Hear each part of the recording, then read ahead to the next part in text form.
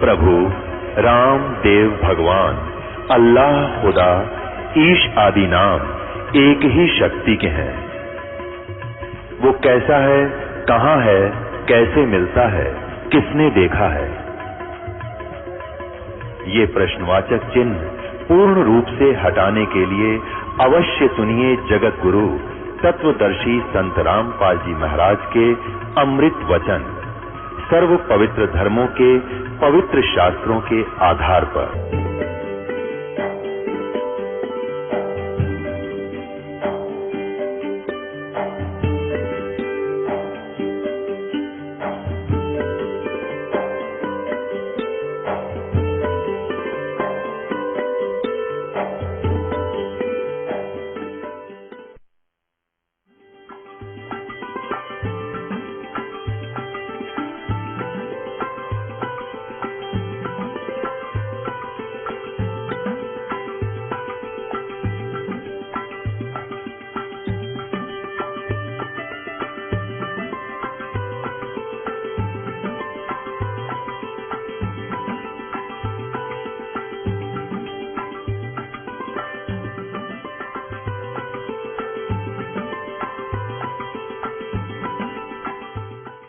बोलो सतगुरुदेव की जय। बंदी छोड़ कबीर परमेश्वर जी की जय। बंदी छोड़ गरीबदास जी महाराज की जय। स्वामी रामदेवानंद जी गुरु महाराज जी की जय।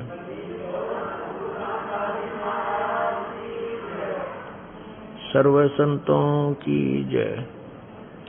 सर्व भक्तों की जय। धर्मी पुरुषों की जय। श्री काशी धाम की जय। श्री छुड़ानी धाम की जय। श्री क्रोथा धाम की जय। श्री बरवाला धाम की जय। सत साहिब गरीब नमो नमो सतपुरुष को नमस्कार गुरु की नहीं। सुर नर मुनि जन साधुआ संतों सर्वसदी नहीं। सतगुरु साहिब संत सब दंडोतम प्रणाम। आगे पीछे मध्य हुए तिनको जा कुर्बान। निराकार निर्विषम काल जाल वै वंदनम। निर्लेपम निज निर्गुणम अकलनो बेशुंदनम। सोहम सुरति समापतम सकल समाना निरतलय। उज्ज्वल हिरंबर हरदमम बेपरवा अथाह वार पार नहीं मध्यतम। ग्रीव जो सुमर सिद्ध होई गणनायक गलताना। करो अनुग्रह सोई पारस पद परवाना। आदि गणेश मनाऊं गणनायक देवन देवा। चरण कमलो लाऊं आदंत करूं सेवा। परम शक्ति संगीतम रिद्धि सिद्धिदाता सोई। अवगत गुण अतीतम सत्य पुरुष निर्मोही। जगदम्बा जगदीशम मंगल रूप मुरारी। तन मन अर्पों शेषम भक्ति मुक्ति भंडारी। सुर नर मुनि जन ध्यावे ब्रह्मा विष्णु महेशा। शेष सहस मुख गावे पूजे आदि गणेशा। इंद्र कुबेर सरीखा वरुण धर्म राय ध्यावे। समर्थ जीवन जी का मन इच्छा फल पावे। 33 कोटि आधारा ध्यावे सहस 88। उतरे भव जल पारा कट है यम की फांसी। 33 कोटि आधारा ध्यावे सहस 88। उतरे भव जल पारा कट है यम की फांसी। सत साहिब कर जोरूं विनती करूं। धरूं चरण पर शीस। गुरु जी राम देवानंद जी महाराज ने दियो नाम बख्शीश। कोटि कोटि सिजदा करूं कोटि कोटि प्रणाम। शरण कमल में राखियो मैं, बंदी जाम गुलाम। कुत्ता तेरे दरबार का, मोतिया मेरा नाम। गले प्रेम की जेवड़ी, जहाँ खेचो वहाँ जाऊं मैं। तो करो तो बावड़ू, दूर दूर करो तो जाऊं। ज्यों राखो त्यों ही रहूं, जो देव सो खाऊं।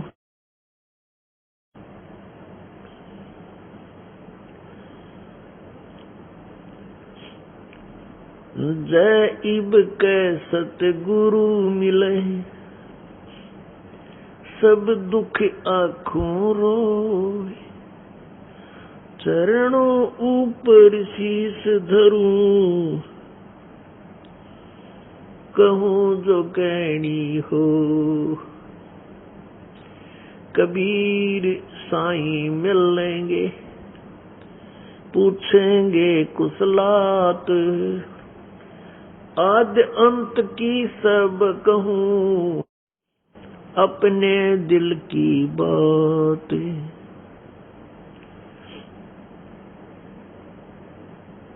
गुरु जी तुम न भूलियो, चाहे लाख लोग मिल जाए। हमसे तुमको बहुत है, तुमसे हमको नहीं। तुमरे विसारे क्या बने, मैं किसकी शरण में जाऊं। शिव वृंश मुनि नारदा, इनके हृदय न समाऊं। अवगुण किए तो बहुत किए, करत न मनी हार। बावे बंदा बख्श दियो, बावे गर्दन उतारे। अवगुण मेरे बाप जी, बख्शो गरीब नवाज। जो मैं पूत कपूत हूँ, बहुर पिता को लाद। मैं अपराधी जन्म का, नक्शक भरे विकार। तुम दाता दुख भंजना, मेरी करो संभारे। पूर्ण ब्रह्म कृपा निदान, सुन के सो करतार। गरीब दास मुझ दीन की, रखियो बहुत संभार। बंदे तू कर बंदगी, जैसा दीदार। अवसर मानुष जन्म का, भाई मिले न बारंबार। राम नाम रटते रहो, जब तक घट में प्राण। कबहू तो दीन दयाल के, भनक पड़ेगी कान। कबीर दुख में सुमरण सब करे, सुख में करे ना कोई। जय सुख में सुमरण करे, तो दुख कबू ना होए। कबीर सुख में सुमरण किया नहीं, फिर दुख में करते याद। कह कबीरता दास की, फिर कौन सुने फरियाद।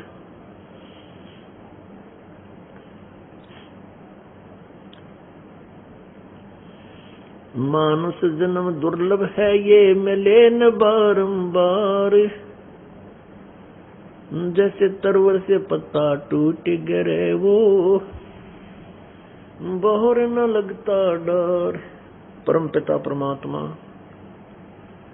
सर्व सृष्टि रचनहार, कुल मालिक कबीर परमेश्वर कबीर देव, ये वो परमात्मा है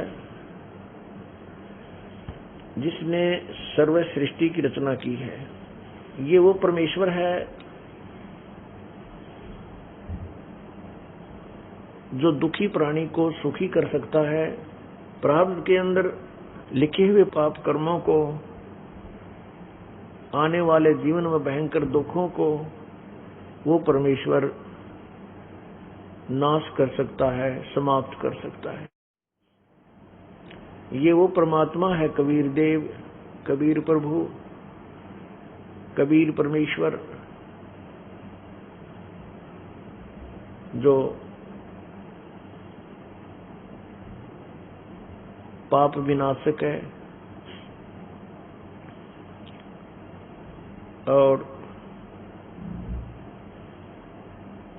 मासा घटे न तिल बधे, विधना लिखे जो लेख, और सच्चा सतगुरु मेट कर ऊपर मारे मेख।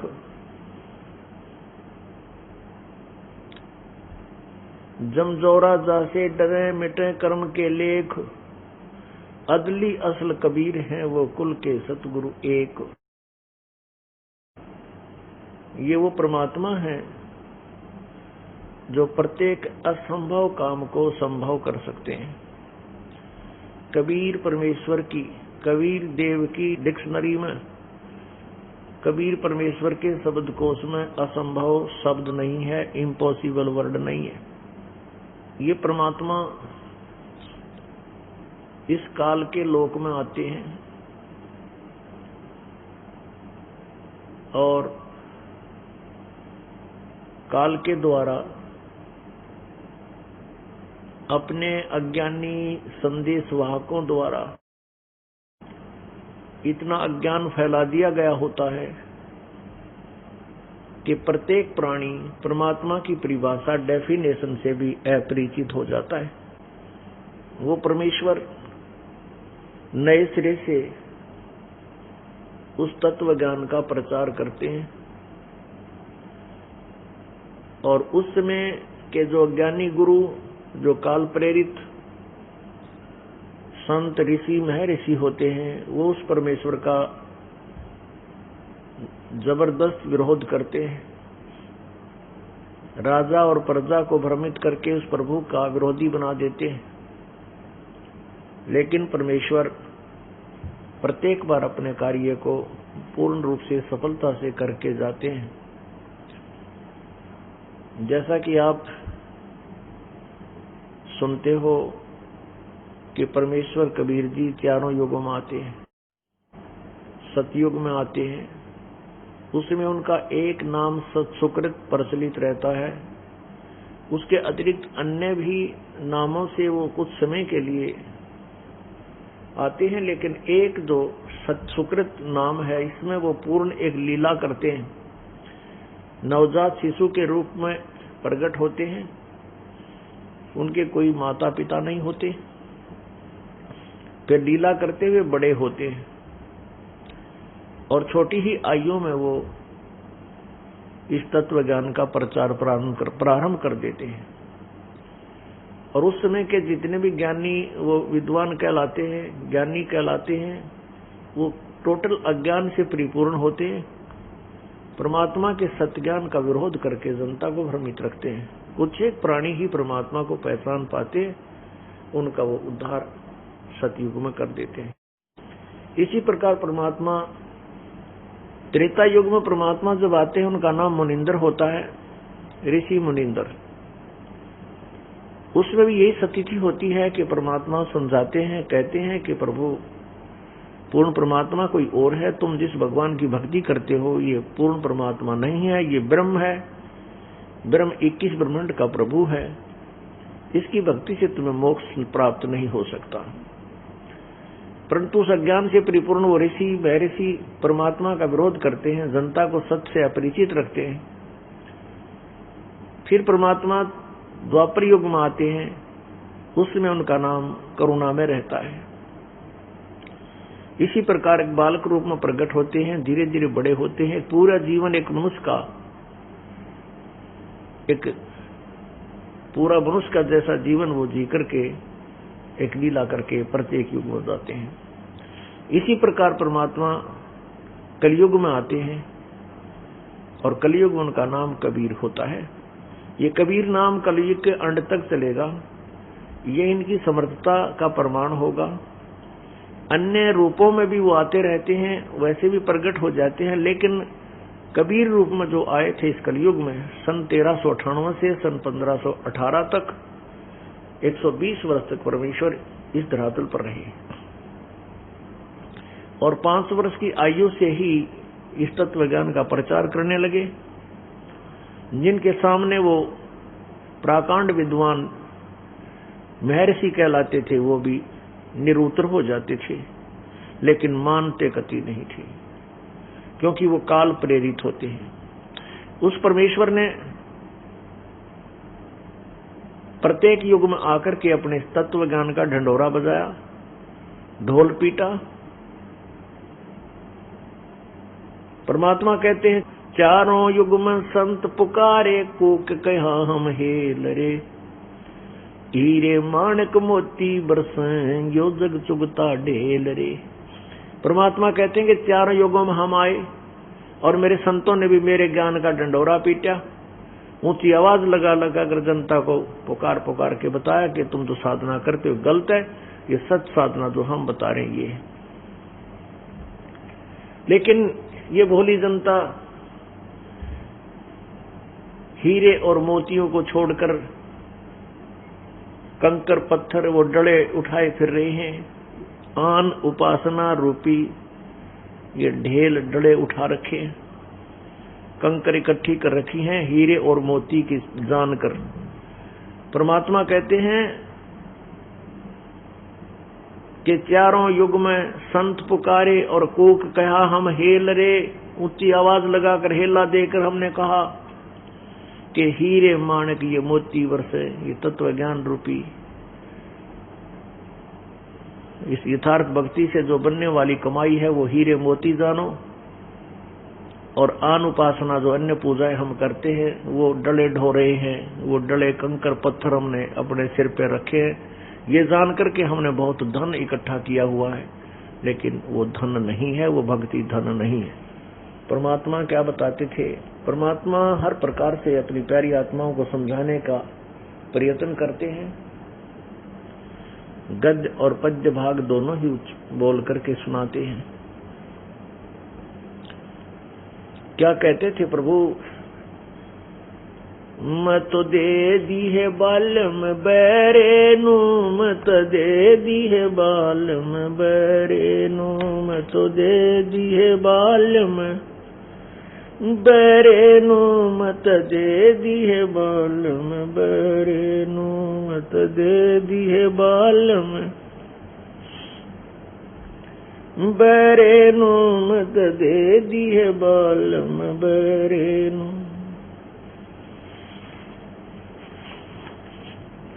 मैं तो दे दी है बालम बैरेनु, मैं तो दे दी है बालम बैरेनु, मैं तो दे दी है बालम। संसारी दी गल्ला चिन्ह ना बूझे शब्द जो गहरेनु, संसारी दी गल्ला चिन्ह नहीं बूझे शब्द जो गहरेनु। ये मुर्दों से ती प्रीत लगावे न जाने सतगुरु मेरे नु। मत दे दी है बालम बैरेनु, मत दे दी है बालम बैरेनु, मत दे दी है बालम बैरेनु, मत दे दी है बालम बैरेनु। श्वेत छतर सिर मुकुट बिराजे देखत ना उस चेहरे नु। श्वेत छतर सिर मुकुट बिराजे देखत ना उस चेहरे नु। ऊंची थड़ियां खेती बोवे ये भूल रहे निज डेरे नु। ऊंची थड़ियां खेती बोवे ये भूल रहे निज डेरे नु। मत दे दी है बालम बैरेनु, मत दे दी है बालम बैरेनु, मत दे दी है बैरे नु मत दे दिए बालम बैरे नु। ये संसार समझदा नहीं कहंदा शाम दोपहरे नु। ये संसार समझदा नहीं कहंदा शाम दोपहरे नु। गरीब दासिए वक्त जात है रोवोगे इस पैरे नु। गरीब दासिए वक्त जात है रोवोगे इस पैरे नु। मत दे दी है बाल्यम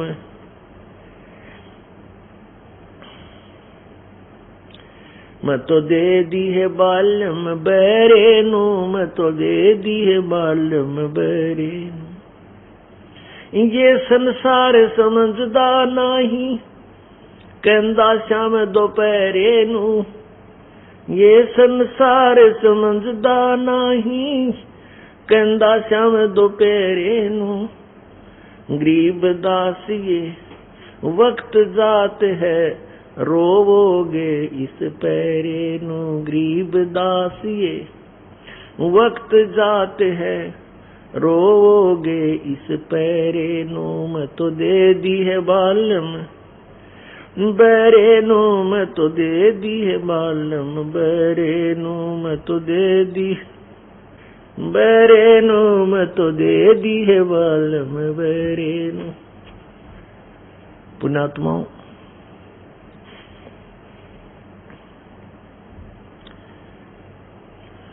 परमात्मा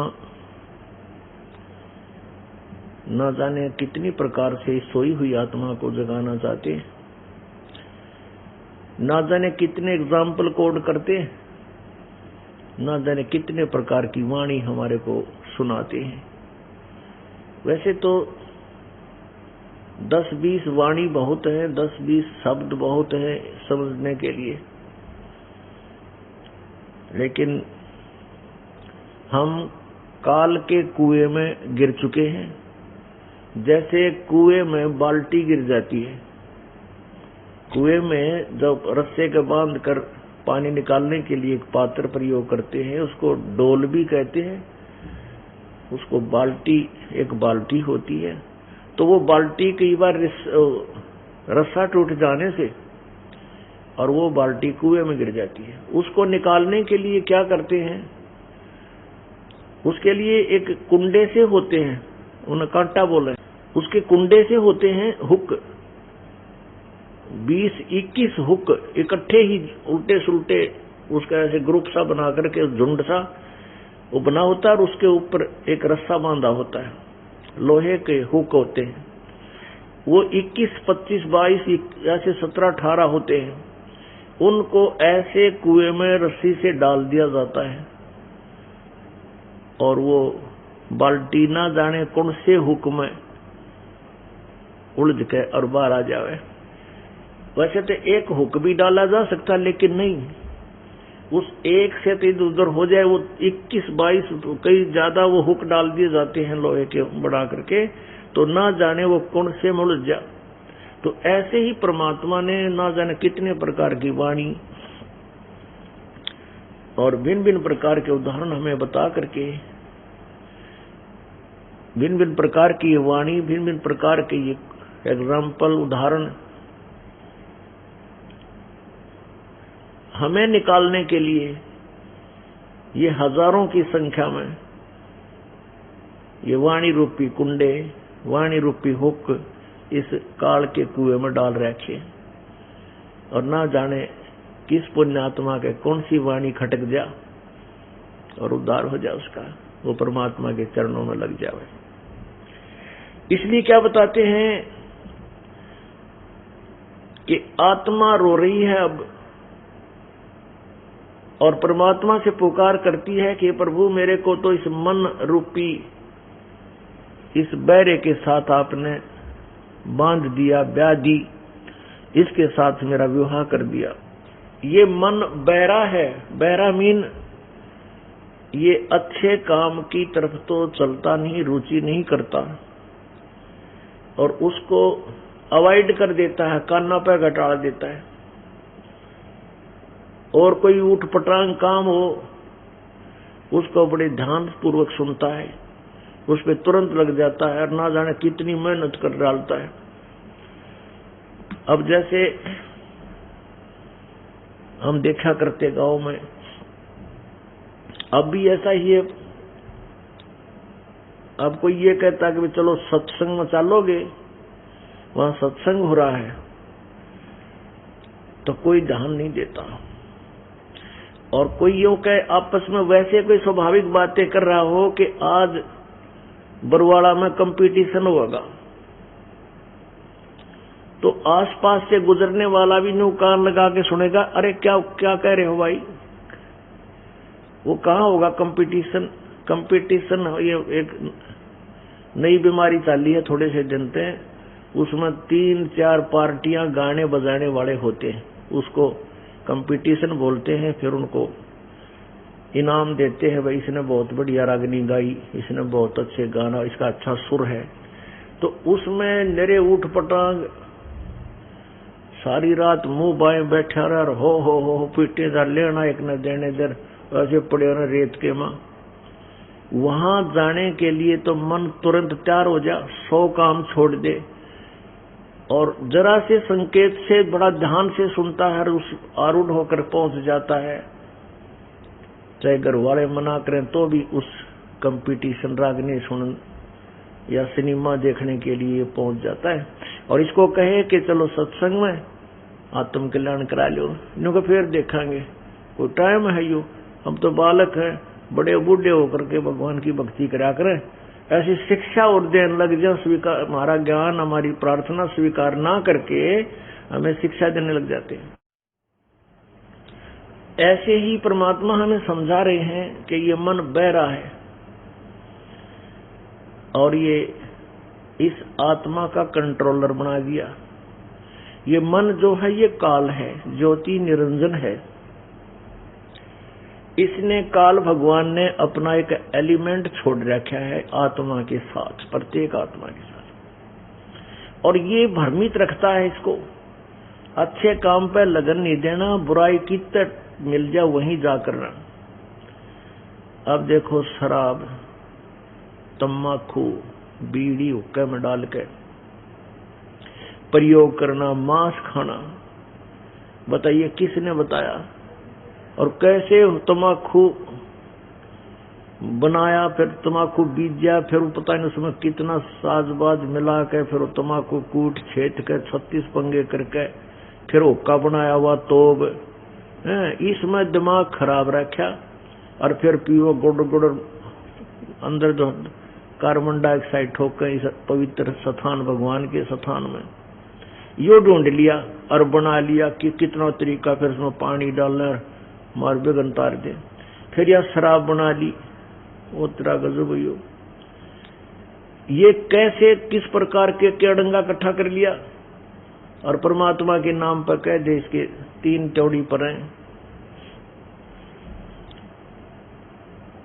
ये बुराई को तो स्वीकार शीघ्र कर लेता है। जब तक ये परमात्मा के चरणों में प्राणी नहीं आता तब तक इसने बहुत ऊट पटांग बातें अच्छी लगती हैं। किसी की चुगली करने लग जा, चाहे सारी रात बैठा रहा बतलाएं जागा। और कोई ऐसे ही जैसे सिनेमा ले आते थे, पहले ये VCR चाले थे, अरे इतनी बड़ी बड़ी कैसेट होया करती, वो बड़ी बड़ी, और वो 3 घंटे की एक होती थी और VCR किराए पे लाते थे। उस VCR में फिर तीन फिल्म लाते थे 3-3 घंटे की। अकाज सारी ये लूट लेंगे। शाम ने 8 बजे शुरू कर देते, सारा परिवार बैठ जाता और 3-3 घंटे तीनों देखेंगे। भाई पीछे ला रखे, सारी रात मुंह बाएं बकवाद देखेगा। और सत्संग में आ जा, या तो आवा नहीं रहा गया था आधा घंटे में नौकरन लग जाएगा, आधा घंटे में ठाएत भी ना उठे। अरे तेरा गजब। तो ये मन है ना, ये भगवान के अच्छे काम को स्वीकार करना नहीं चाहता, उसके लिए ये आत्मा तड़फ रही है, कह रही है। और यदि ये भक्ति कर रहे हैं, करना चाहता है तो बकवादा का नहीं, जिससे कोई लाभ ना हो, वहां इस आत्मा के डड़े डुआएं जागा। जैसे आप देखते हो जगन्नाथ के दर्शनार्थ ना अमरनाथ की यात्रा पे और कि तो केदारनाथ की यात्रा पे इतने ऊंचे पहाड़ों पर कर, बर्फ में कर, पता नहीं कितने नीचे देखो तो 1000 फुट गहरी खाई, और एक मेरे ख्याल में 10 इंच का रास्ता उसके साथ साथ नो नो नो, और नीचे पैर थस जाते ढूंढा नहीं पावे, पर वहां भी पहुंच जाता है, नो गए वहां पहुंच जा। और उसको कह दे बरवाड़ा चलो, भगवान की भक्ति करो, बिछे बिछाए मैट मैंने बड़े बनाई रोटी भगवान के दरबार में, हर भोजन पाओ और भगवान के गुण गाओ। जो करना वहां के दरिया है, वहां चलेंगे वैष्णो माता के, वहां चला जाएगा। तो इस काल ने, इस मन ने इस आत्मा को भ्रमित करके अपने जाल में फंसाए रखना है। परमेश्वर आते हैं तब इस आत्मा का उद्धार करते हैं और तत्व ज्ञान प्रचार करके इसको जगाते हैं। फिर ये जाग जाती है तब क्या कहती है, मत दे दी है बाल्य में बैरेनु, मत दे दी है बाल्य में बैरेनु,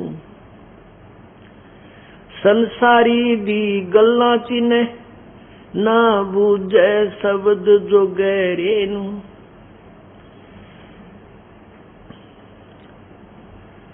ये दास इतने बड़े बड़े सत्संग करके 2-2, 2.5 घंटे एक टाइम,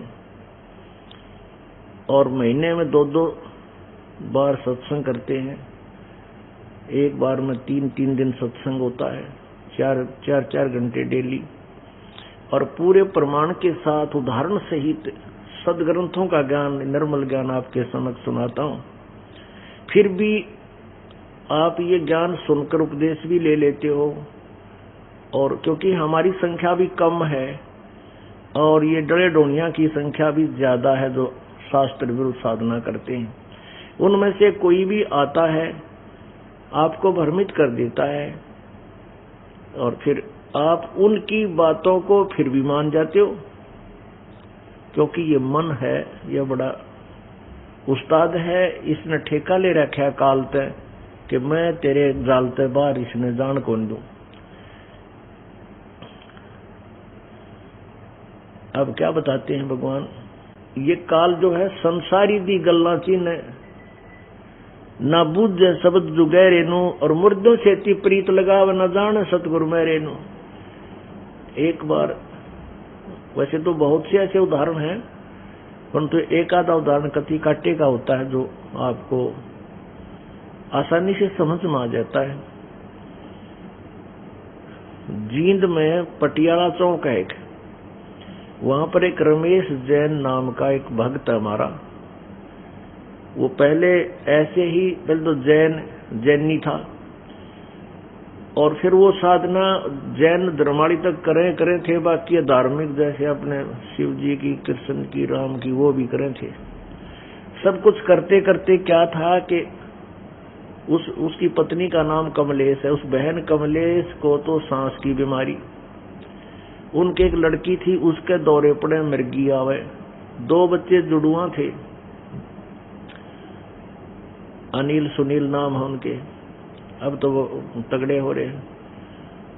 वो दोनों इतने बीमार रहे, वो कह रहे थे जी महीने में 30 दिन में से 20-15 दिन ये हॉस्पिटल में रखने पड़ते और बहुत नुकसान रहता है। तो ऐसे हमारे एक भक्त के संपर्क में वो आए, उसने उनको समझाया कि आप सतगुरु जी का उपदेश ले लो, परमेश्वर कबीर जी की शरण में आ जाओ, तुम्हारे दुख दूर हो जाएंगे। अब वो तंग हो रहे थे, कति सब जगह थक लिए थे, सारे जैन धर्म की साधना कर ली थी और हिंदू धर्माणी भी कर ली थी, और जो भी जहाँ की तरह पीर पैक या कहीं भी बताओ थे वहां भी जाते थे। अब मरता क्या नहीं करता, दुखी प्राणी तो ठहरेगा, कोई बता दे वहीं जाना पड़ेगा उसको। अब उसको बताया गया कि ऐसे ऐसे आप उपदेश ले लो, इस दास के विषय में उसने बताया और बहुत से उदाहरण दिए कि ऐसे उनके वो ठीक हो गए, उनके ऐसे बीमारी थी वो तकलीफ ठीक होगी, वो ऐसे हानि होती रहती थी वो ठीक हो गए। तो उसने 2-4 से पूछ पाछ कर उसका विश्वास दृढ़ हो गया कि नाम हम ले लेंगे। जब वो नाम लेने आए तो उनको सारी मर्यादा बता दी कि और पूजा नहीं करोगे बिल्कुल भी, और पूजा करोगे तो हमारा नाम खंड हो जाएगा, कोई लाभ तुम्हें नहीं मिलेगा।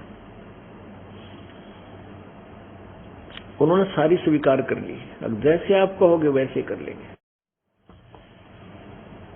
बच्चों ने भी उपदेश ले लिया, उस बहन ने भी उपदेश ले लिया, भगत जी ने भी उपदेश ले लिया।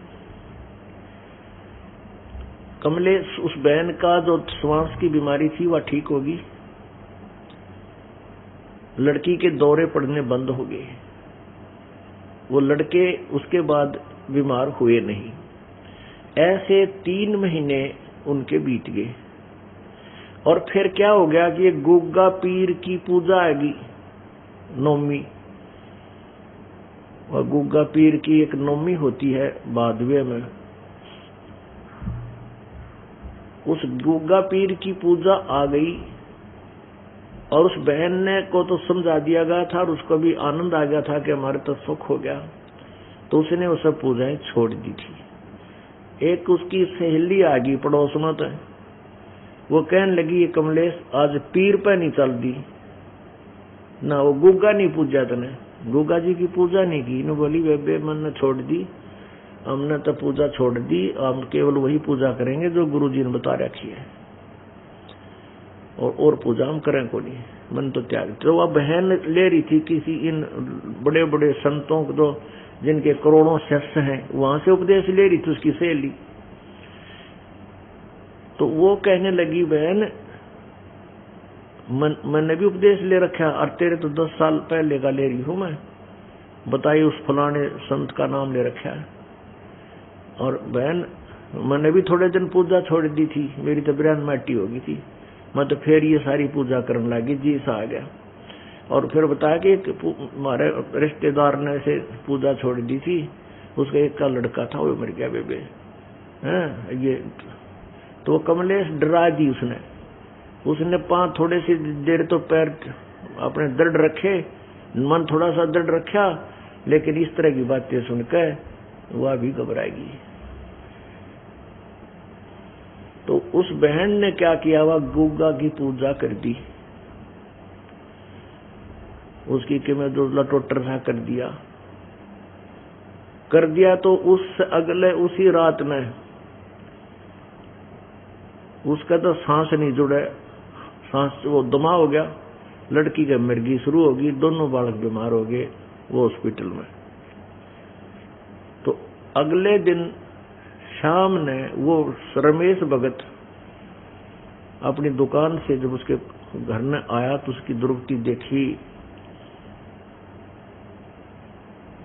वो फिर हमारे उस भगत के पास गया जिसने हमारे से उसका मेल कराया था, नाम दिलाया था। और रमेश कहने लगा भाई महाराज, तो फिर वो काम हो गया, वह कमलेश बीमार होगी, लड़की के दौरे पड़ने लगे और दोनों बच्चे बीमार हो गए, हॉस्पिटल में लेकर गया हूँ, हॉस्पिटल में दाखिल करा दिए। तो भगत कहने लगा भाई ऐसी बात नहीं हो सकती, कोई गड़बड़ करी है घर में, कोई गलती की है तुमने। वो न कहना भाई कति गलती नहीं कर रखी, हमने सही पूजा कर रहे हैं। वो भक्त बोला मैं नहीं मान सकता इस बात में। नो कहते कहते वो घर न आ गए, घर उस रमेश के घर आ गए। तो उसने पूछा कमलेश तने कोई पूजा पाजा तो और नहीं कर दी? ना भाई मैं क्यों करूं थी, वह डर दी ना बता दी तो यू गड़ेगा रमेश उसका पति। तो वैसे ही देखता देखता वैसे ही कर रहा था, मैं पीछे न चला गया, बरंडा था पिछली साइड में मकान का, वहां दर रखी उसने तमाकू की पिंडी सी और जोत ला रखी, वो बुजरी पलड़े दिन की वो रखी, उठाना भूल गई उसने। वो पता लगना था ना तो और बिरार माटी हो उनकी, वो बतावा नहीं हो दूना दुख हो जाता।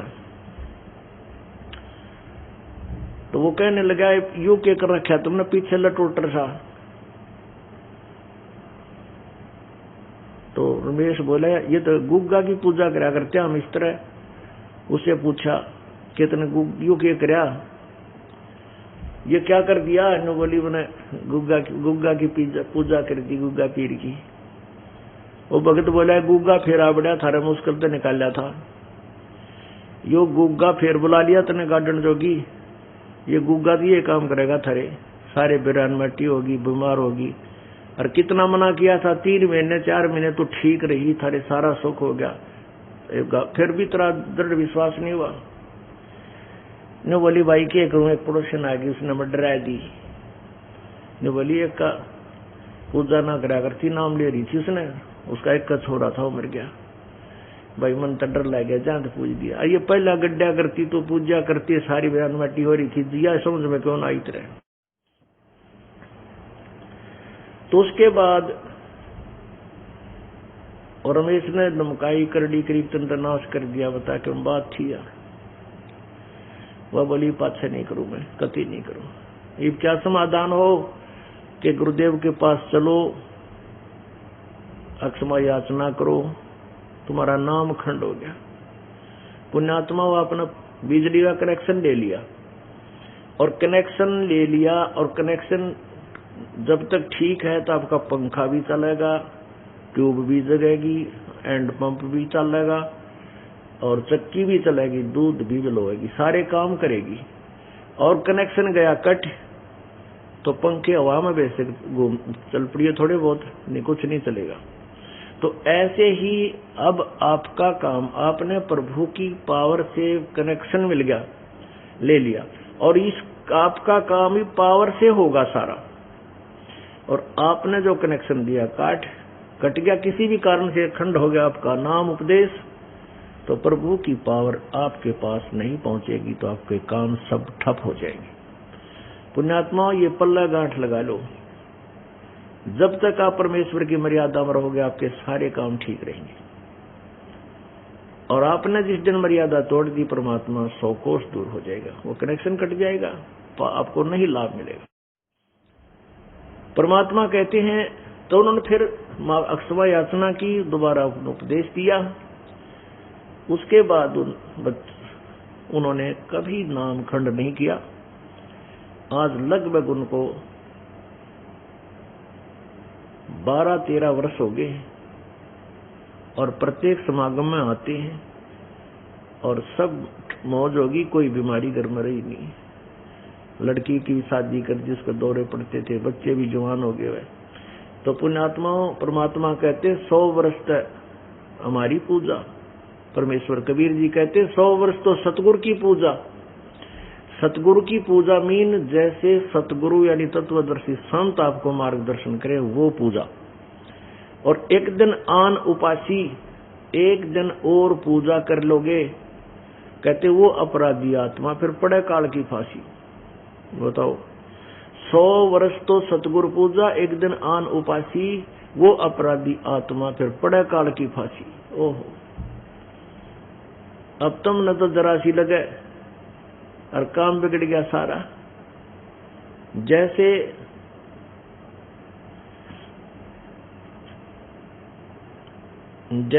श्री रामचंद्र जी वनवास में थे, और वहां सीता जी थी, लक्ष्मण जी थे,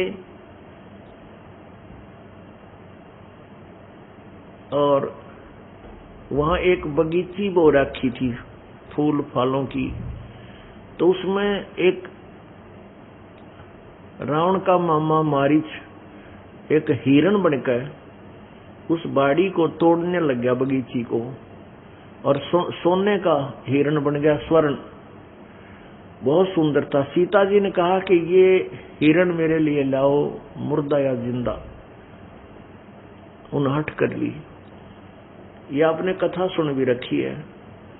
श्री राम जी जब वहां से चलने लगे, सीता की जिद देखकर, हठ देख करके, राम लक्ष्मण को कहकर चले गए, भैया तू मत आना मेरे पीछे से, अकेली सीता जी को नहीं छोड़ना है, और आए भी किसी कोई मजबूरी भी बन जावे तो इसके चारों तरफ मंत्रित रेखा खींच कर आना। तो कहने का भाव ये है कि श्री रामचंद्र जी चले गए, वहां जाकर के उस मायावी हिरण ने, मारीच ने आकाशवाणी की, हा राम, हाय लक्ष्मण मर गया, हाय लक्ष्मण मर गया। तो सीता जी ने लक्ष्मण को कहा, तेरा भाई मर गया, तू जा। अब लक्ष्मण नहीं चाहता था कि मैं जाऊं, कोई आपत्ति ना आ जाए, लेकिन सीता ने कटु शब्द कहे कि तू चाहता है कि तेरा भाई मर गया और तू मुझे पत्नी बनाना चाहता है। इस तरह की कटु शब्द सुनने से उसने कहा, माता मैं जाऊं हूं, बड़े भाई की बहन पत्नी है, लेकिन एक काम करना, मैं ये चारों तरफ ये रेखा खींच के जाता हूं इस कुटी के, इससे बाहर मत जाना। ऐसा कहकर वो चला गया। पीछे से रावण ने षड्यंत्र रचा, एक साधु रूप बनाया और आकर के कुटिया से दूर खड़ा होकर कहा, माई आटा देना। अब सीता जी ने कहा कि बाबा जी अंदर आके ले जाओ, ऋषि जी लो आटा ले जाओ। अब जो ही रावण आगे को चला, वो कुटिया से बाहर निकली। कुटिया से थोड़ी दूरी पर वो रेखा थी। रावण निकट आने लगा तो एकदम उस लक्ष्मण द्वारा लगाई गई रेखा से अग्नि की लपट निकली रावण को खत्म करने के लिए। रावण 10 कदम पीछे गया, बैक गिरते, और कहा, माई बाहर आकर के आटा डाल जा, तूने आटा देना है तो नहीं तो साधु रुष्ट हो जाएगा और ये कर देगा और वो हो जाएगा। अब सीता जी ने सोचा, बाबा जी तो है, संत है, और क्या फर्क पड़े है इस रेखा का उल्लंघन करके, अभी डाल के आटा मैं फट वापस आ जाऊंगी। अब उसने यही अपनी सोचते और उस मर्यादा का उल्लंघन कर दिया सीता ने। जो ही वो लक्ष्मण उस रेखा को पार करके गई, 2 कदम आगे गई थी, तभी रावण ने भाग करके उसको उठा लिया और उठा करके अपनी कैद में डाल दी। अब क्या जुल्म हुआ, सीता ने तो ये सोचा था क्या फर्क पड़ा है, रेखा को पार कर लेती हूं और शीघ्र ही वापस आ जाऊंगी। वो बौड़ी बूझ थे, इतना कुछ कह के गए थे कि तुझसे बाहर मत निकलना, वो मूर्ख थे क्या? लेकिन हम अपनी सूझ मनमाना आचरण करके हम दुखी हो रहे हैं। सीता ने मनमाना आचरण किया, रेखा का उल्लंघन, मर्यादा का उल्लंघन कर दिया, और क्या बना, आप दुखी हुई, श्री राम दुखी हुआ, लक्ष्मण भटका और करोड़ों आदमी मर गए जब सीता वापस आई। तो पुण्यात्माओं, परमात्मा की जो मर्यादा है इसको तुम तोड़ दोगे या लक्ष्मण की ऐसी रेखा समझ लेना, काल तुरंत आपको चक ले जाएगा, फिर नहीं बात सूतमा होगी। तो जब तक हंसा हमरी आना और काल लगे ना तेरा बण, कहते जब तक ये आत्मा मेरी मर्यादा में रहेगी तब तक काल तेरा कोई भी अटैक, किसी प्रकार का भी झटका इन पुण्यात्माओं को नहीं लग सकता। तो हम परमात्मा की बात को, तत्व ज्ञान को महत्व कम देते हैं और संसारी लोगों की बातों को तुरंत ग्रहण कर लेते हैं, उन्हीं को उसको आचरण कर लेते हैं। उसके बारे में बता रहे हैं कि संसारी दी गल्ला चिन्ह नहीं बूझे शब्द जो गहरे नू, ये मुर्दों से ती प्रीत लगाव न जाने सतगुरु मेरे नू, मैं तो दे दिए बाल्यम बैरे नू। संसारी लोगों की बातों को तो तुरंत मान जा, और हम ये गहरी बातें जो बहुत गूढ़ रहस्य आपको बता रहे हैं, यथार्थ ज्ञान बता रहे हैं, इनको सुनने को तैयार नहीं, इनके ऊपर आचरण नहीं करते। और मुर्दों से ती प्रीत लगाव न जाने सतगुरु मेरे नू, मुर्दों से ती, जैसे प्रत्येक गांव में और प्रत्येक नगर में, शहर में कितने पीर की मड़ी पाओगी, और कहीं पर कोई बाबा जी की, कि हमारे यहाँ बाबा की पूजा करती, जोड़ डाले बाबा की, फलाने बाबा की। और परमात्मा कहते हैं उन मुर्दे जो मर चुके हैं उन मत प्रीत लगावें और ना जाने सतगुरु मैं रेनू। जिंदे सतगुरु को छोड़कर उन मरे हुए बाबा जी और उन गुरु, पीर माने गुरु, वो नकली पीर गुरु हुआ करते थे, वो भूत बन गए। और वो भूत बन के जहां वो उनके अंतिम संस्कार किया था, उस अपने शव के उस ऊपर बनी हुई यादगार के वहीं चक्कर काटते रहते हैं। तो परमात्मा कहते हैं कि जैसे कोई वैद्य था और उस वैद्य की होगी मृत्यु, वो जब जीवित था नवज देखता था, दवाई बनाकर गोट के बढ़िया पुड़िया दे देता था, अगले बच्चा बेटा बेटी इसको ऐसे ऐसे खाना, ये इसके जो है पथ्य रखना, ये परहेज रखना। वो बच्चा, वो रोगी स्वस्थ हो जाता था उस जीवित वैद्य के द्वारा दी गई औषधि से। अब वो वैद्य मर जावे, उस वैद्य की मृत्यु हो जा, उसके बाद उस वैद्य के जहां अंतिम संस्कार करे वहां यादगार बना दे कोई, और फिर वहां मत्था टेक कर नो कहे वैद्य जी मुझे स्वस्थ कर दो, हे वैद्य जी मुझे स्वस्थ कर दो। क्या ये बात न्याय संगत है? नहीं।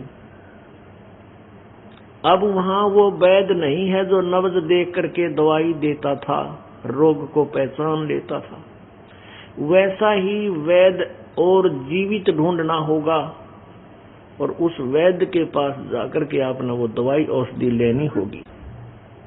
इसी प्रकार जो संत गुरु पीर मृत्यु को प्राप्त हो चुके हैं, उनकी यादगारें बनी हुई हैं, उनकी हम वहां जाकर के कोई मन्नत मानते हैं, कुछ कुछ करते हैं, मन्नत मांगते हैं, वहां कुछ संकल्प करते हैं, फिर वहीं डाल आते हैं।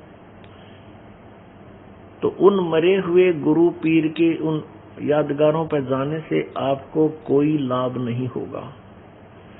आपने जीवित संत गुरु ढूंढना होगा जो तत्व ज्ञान से परिचित हो, पूरा ज्ञान हो, समाधान हो, उसको नाम देने का आदेश हो। उस संत से आपको पूर्ण लाभ मिलेगा। पर्वत पर्वत में फिरा कारण अपने राम, राम जैसे संत मिले जिन सारे सब काम।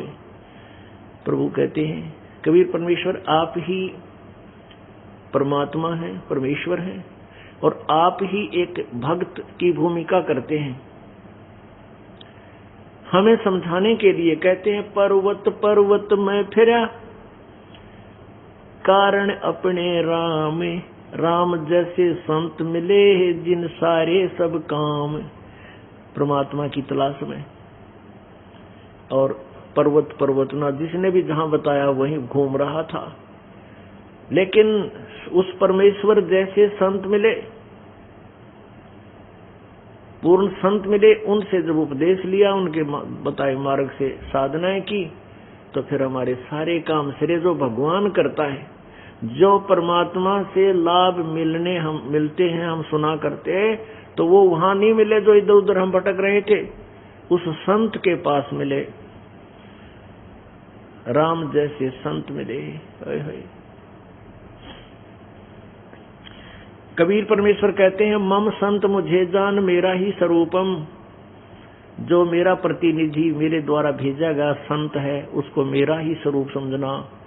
अर्थात मम संत, मेरे संत को मुझे ही समझ, मेरा ही स्वरूपम। पुण्यात्मा जैसे प्रधानमंत्री जी अपना कोई रिप्रेजेंटेटिव, अपना कोई जो है नुमाइंदा, प्रतिनिधि यहाँ भेज दे हिसार में, और उसको पावर दे देता है, इतनी पावर दे देता है कि वो प्रतिनिधि यहाँ के मुख्यमंत्री से भी ज्यादा लाभ आपको दे सकता है।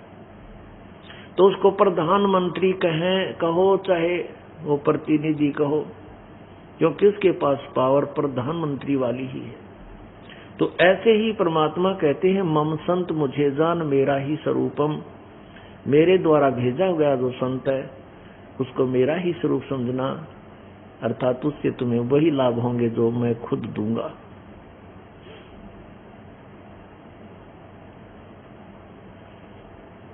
अब क्या बता रहे हैं?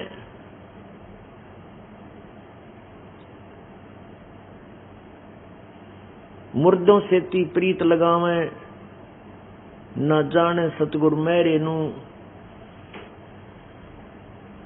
फिर क्या बताते हैं? श्वेत छतर सिर मुकुट विराज, देखत न उस चेहरे नू। श्वेत छतर सिर मुकुट विराज, देखत ना उस चेहरे नु। ऊंची थलियां खेती बोवे, ये भूल गए निज डेरे नु। ऊंची थलियां खेती बोवे, भूल गए निज डेरे नु। मैं तो दे दिए बालम बैरे नु, मैं तो दे दिए बालम बैरे नु।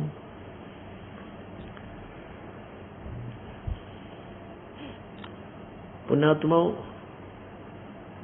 अज्ञानता के आधार से हमने परमात्मा की परिभाषा क्या सुन रखी थी कि परमात्मा निराकार है, उसका केवल प्रकाश ही देखा जा सकता है।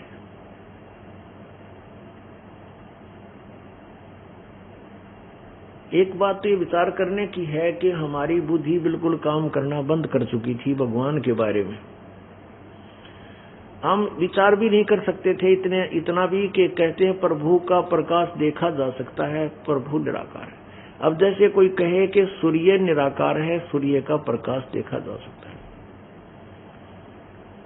ये बात कोई जचने वाली नहीं है कि हमने सूर्य का प्रकाश देखा, सूर्य कैसा है कि वो तो निराकार है। हमने ट्यूब लाइट देखा, ट्यूब कैसा है, ट्यूब निराकार है। ये थ्योरी किसी आंखों वाले की नहीं हो सकती, अंधे की अंधे से सुनी हुई हो सकती है। ऐसे ही हमने अभी तक जितने भी ऋषि महर्षि गुरु संत जिनसे सुना, उन्होंने यही बताया परमात्मा निराकार है, परमात्मा निराकार है। वो दिखाई थोड़े देता है, वो तो अनुभव की बात होती है। और फिर कहते हैं परमात्मा का केवल प्रकाश देखा जा सकता है, शरीर के अंदर समाधि दशा में प्रकाश देखा जा सकता है। भले आदमी अब परमात्मा बिना प्रकाश किसका देखा? परमात्मा परमेश्वर स शरीर है, मनुष्य सदृश उसका शरीर है। जब तक हम तत्वज्ञान से अपरिचित रहेंगे, हम भक्ति नहीं कर सकते, हम पूर्ण लाभ प्राप्त नहीं कर सकते। जब तक हमारा पूरा सब कंसेप्ट क्लियर नहीं होंगे, तब तक हम भक्ति मार्ग पर अधिक समय तक नहीं चल सकते। जिस समय आपको परिपूर्ण ज्ञान हो जाएगा, फिर आपका मोक्ष निश्चित है, क्योंकि आप डगमग नहीं हो सकते, आप पथ भ्रष्ट नहीं हो सकते। रास्ते से भ्रष्ट होकर के, दिशा भ्रष्ट होकर के, दूसरी दिशा में चल करके, कुमार्ग पर चलकर हम अपने निज घर नहीं जा पाए। अब हमें दृढ़ विश्वास हो जाएगा कि जिस मार्ग पर हम चल रहे हैं ये अपने निज घर का है, हम कभी डगमग नहीं होंगे। थे 100 आदमी बहकाए हमें।